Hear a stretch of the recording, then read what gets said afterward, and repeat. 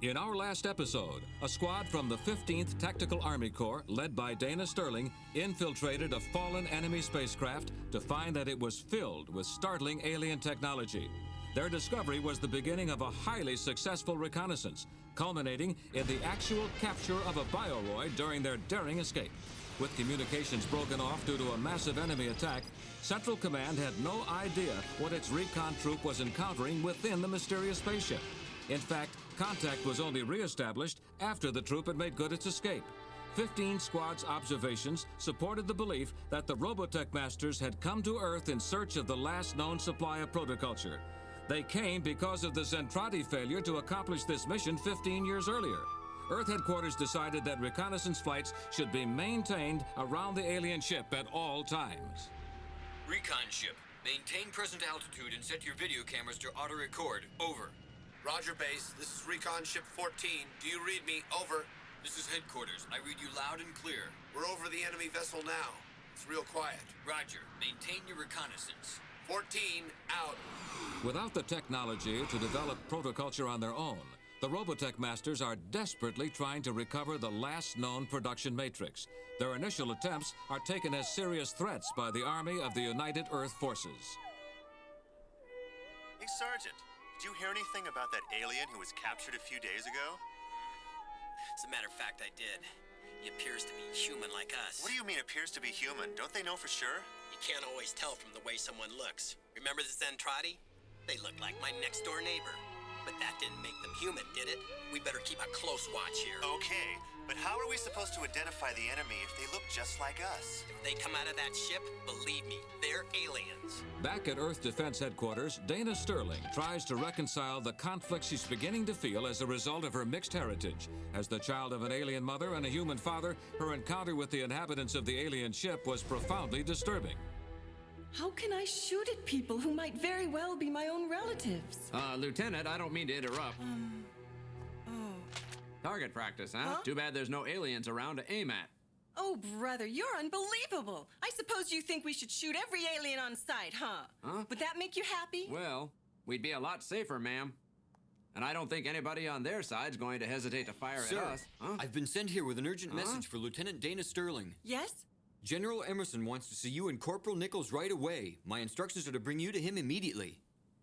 We'll be there at once. Wait for us outside, Private. If you're tied up, who'll command the patrol? I guess since you're the ranking subordinate, you take charge, Angelo. I'm ready, ma'am. Okay, move out. All we do around here is patrol. A guy can't relax for 10 minutes in this outfit. Let's go, Bowie. Yeah, all right. I wonder if I'll ever get to see that alien girl from the ship again. The girl who captured Bowie's interest is Musica, the guardian of the powerful cosmic harp. Through her manipulation of the electronic beams of the harp, she creates a sound which controls the motor nerve reflexes of the clones on board the Robotech flagship. Musica is assisted in her duties by her two clone sisters, Allegra and Octavia. That's lovely. Do go on, will you? As the haunting melody of the cosmic harp fills the damaged ship, strategy is plotted within the chambers of the Robotech masters. They find themselves in a desperate situation. The secrets of protoculture production have been lost with the passing of Zor, who first created it. All attempts to rediscover those secrets through the cloning of Zor have ended in failure. Now, the Robotech elders are forced into confrontation as a final alternative.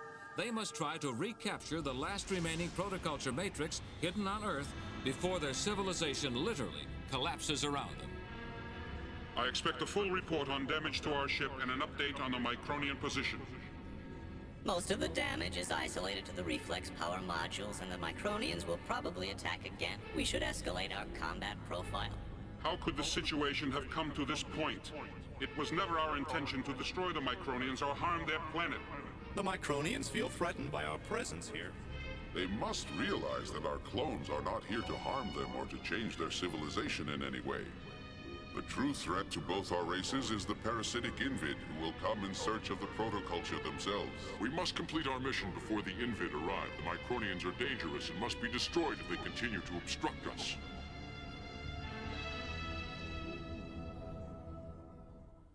In the Defense Center laboratory, the captured bioroid has now been dissected by forensic engineers. I think you're going to find this very interesting. Mm-hmm. Since you two captured the bioroid, I wanted you to act as witnesses. Yes, sir. Let's begin. Let me start by saying that this thing is a complicated network of mechanical parts, controlled by biological stimuli, the origin of which is uncertain at this time. However, we think that this module here acts as a control device, or overload circuit mechanism. Then if you bypass that relay, these should act like some sort of a muscle. Watch out, Louis! I think it's going to attack us! Don't worry, Lieutenant. It's not going anywhere. It's only responding to the stimulus I'm giving it here. Huh? I've wrapped these wires around my forearm, and when I flex my muscle, it responds. Huh? Huh? You mean it's kind of like power-amplified body armor? Bingo! And if my hunch is right, we're up against a brand new form of life. A new form of life? I don't get it. Sir? Simply stated, Lieutenant, we have a machine here that responds to physical stimuli. Roll it. Yes, sir. In other words, it's a type of armored suit that responds to the stimulus provided by a pilot. Through a complicated network of biological diodes, it is then connected to the pilot, and when he transmits an order from his brain, the bioroid reacts exactly the same way, and in a matter of nanoseconds. That's why they're so maneuverable. Then this bioroid is an extension of its pilot? Mm-hmm. We believe their circuits have been biogenetically imprinted in a way we don't understand. It's incredible. Doctor, you're suggesting a biomechanical life form. The bioroid responds to stimuli from a living being. That means the pilots would have to be living beings too, or the machine wouldn't respond to them. But I thought the pilot we captured was an artificial android. What's the most effective way to stop these bioroids once and for all? Well, considering what we know about the basic design, I'd say the most effective method would be to destroy the control mechanism. Let's have more input. Lieutenant Sterling, you and Corporal Nichols were engaged in actual hand-to-hand combat with these things. Did either of you observe any weak points in their individual defense systems? No, sir. I was too wrapped up in strategy and battle tactics. Let me think back. I got in a couple of direct hits, I remember that, but how would they register? The micro recorder! The black box from the bioroid must have kept track of the damage incurred during the battle. You're probably right, Corporal. Our main computer would have it processed by now. Mm-hmm. Could you roll that? Sure. Patch into the main computer and put it up on the screen. Yes, sir. Now I remember what was so weird about those guys. Louis, what the heck are you mumbling about? I think I might know why those bioroids have been so hard to stop. Yeah? Computer readout on the main monitor. Display the damaged sections individually, please. I think I'm right. Would you mind being more specific? Maybe I can clear it up. First, put out all the bioroids that suffered more than 50% damage. Now, from that group, isolate those that sustained direct hits, and you'll see what I mean. That's about the way I read it. I see. They're unaffected by direct hits unless you can destroy the cockpit. Then the cockpit is where we should direct our attack. I'll make it a standing order to aim only at the cockpit. You can't do that. If you issue those orders and destroy the bioroids, you'll also destroy the pilots. That should be obvious. The android pilot would be destroyed along with his machine. That's right, but the pilots may not be androids. In your report, you said the pilots were androids, even though they looked like human beings. Now, what makes you think the pilots are anything more than programmed clones? Bioroids react to living stimuli. Come to think of it, what do we really know about the captured pilot? Only that he received some serious wounds. We've got him under guard in the infirmary, sir. General Emerson? Yes? Sir, your presence is requested in the war room. Commander Leonard is being briefed on the captured clone pilot. What is it? Huh? Did something happen to him? Yes. He stopped functioning an hour ago. What? Yes, sir. The autopsy's done. Come along, Lieutenant Sterling. I want you to hear this. Sir. Would it be all right if I came too, sir? No, Corporal. Rejoin your squad. Yes, sir. Biomechanical weapons controlled by programmed androids. How are we supposed to fight against that? It's my duty to inform you Robotech will be right back. I've been ordered to tell you Robotech is back. Basically, that's what our examination revealed about the alien pilot. Gentlemen? General, we've just received our preliminary report. Why don't you have a seat? Thank you. Sit right here next to me, Lieutenant. And who's this officer you brought with you?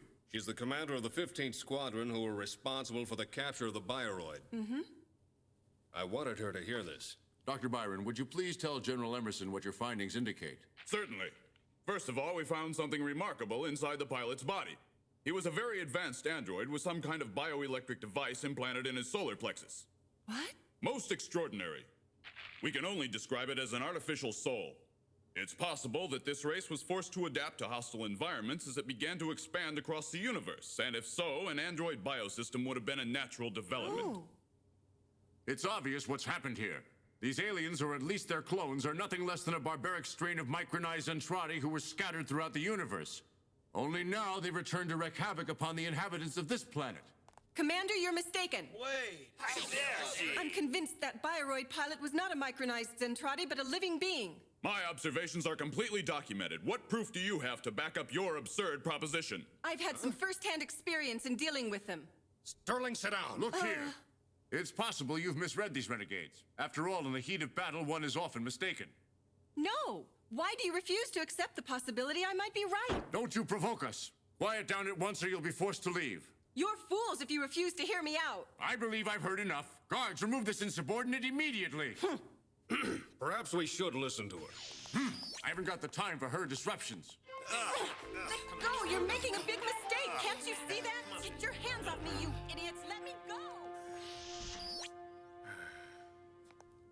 Dr. Byron, please continue with your report. Meanwhile, Squadron 15 is just arriving for patrol duty in Sector 5. Who goes there? Identify yourself! 15th Squadron reporting as ordered.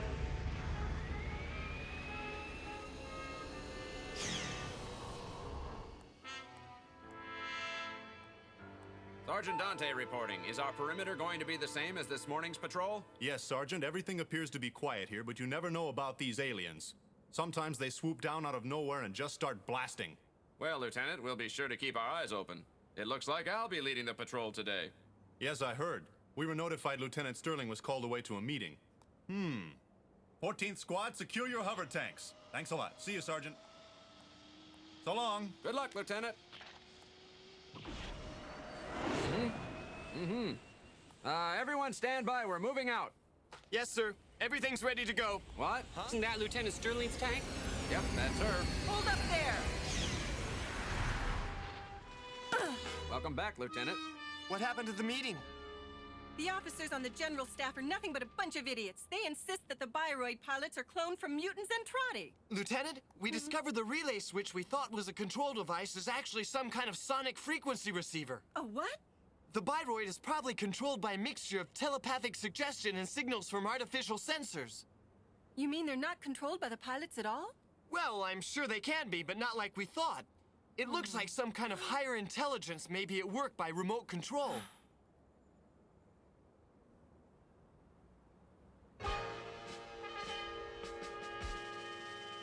Gentlemen, it seems to me that our course is clear. We must commit ourselves to destroying these androids whenever they appear as Bioroid pilots. But, sir! Yes? Do you have something to say, General? If these aliens possess any human qualities, then we should try to negotiate. Fighting can't be the only alternative. Well, surely you don't believe that we could ever come to terms with a group of barbarians like them, do you, Emerson? I believe anything is better than losing more lives. Yes, but their advanced technology leaves us no other choice. Even if we could negotiate, we'd be doing it from a position of weakness, not strength, and that would be fatal. It's out of the question. Now, will there be anything else from you, General? No, Supreme Commander, not now. Good. Unaware of what the Earth forces are planning, the Robotech masters are busy making plans of their own. This Micronian ignorance of our purpose and their inexperience with protoculture makes them a dangerous threat to our cause. And too many of our Bioroid pilots have been severely injured to mount an effective attack against them at this time. Are the shields still functional? We estimate a functional capacity of only 20%. We cannot leave and we cannot fight. What option is left us? We must use the Micronians. First, we must experiment. We will kidnap some of the Micronians and subject them to a Xylonic mental probe to determine whether or not we can turn them into pilots. This will strengthen our forces. That is all we can do if we want to survive. Red alert! Red alert! The aliens are attacking! Stand by alert to all sections immediately! Yes, sir. Come on, hurry! Follow me! I'm right behind you! the Army of the Southern Cross, alerted to the new attack by the Bioroid renegades, responds with lightning quickness as it prepares to defend Earth's cities and bases. The giant war machine focuses its full power on the approaching alien armada. As the vessels fill the sky, the atmosphere crackles with the excitement of impending battle. Let them have it!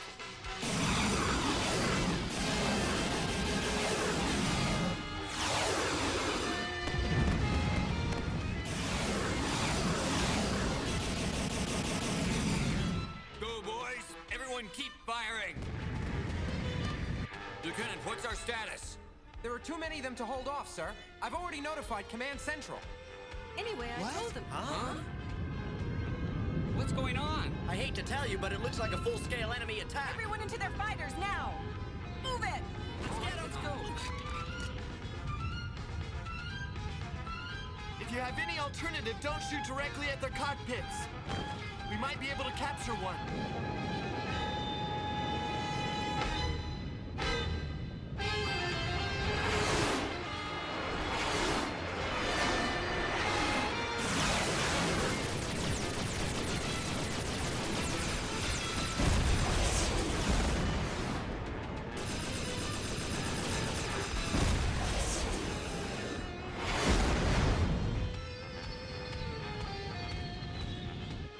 Like there's more than we can handle, Lieutenant. There must be a way to disable the Bioroids without harming the pilots. There must be.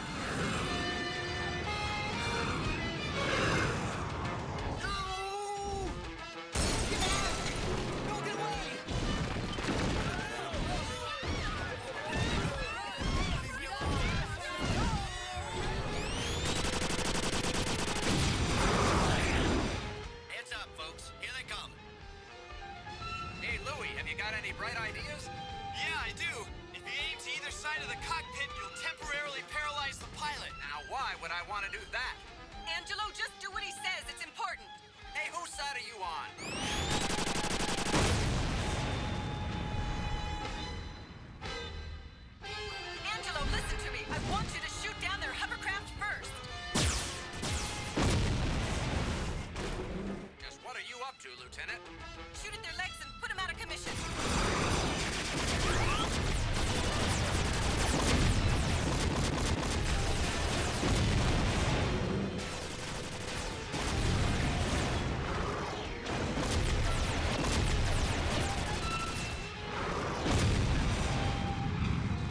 All Veritechs, change to battloid mode.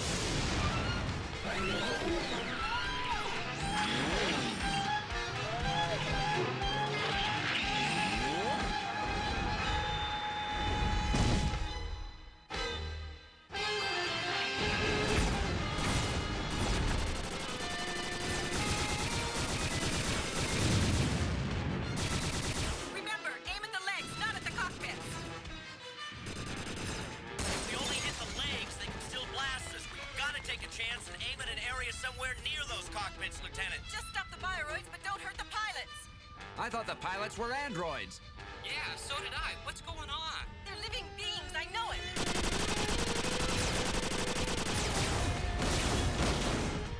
What's the difference whether they're cloned androids or live aliens? They're still shooting at us. Data behind you.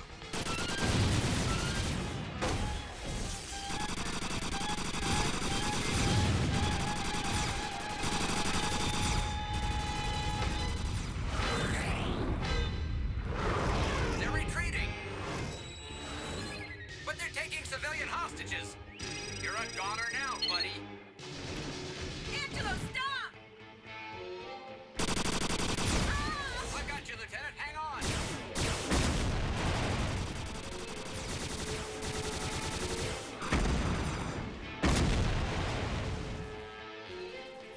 You get out of here. I'll cover you. I'm staying right here.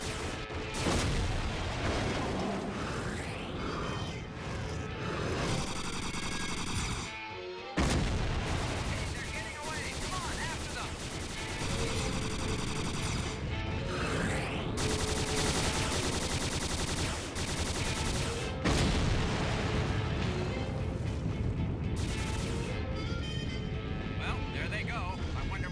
anything to do with all those hostages?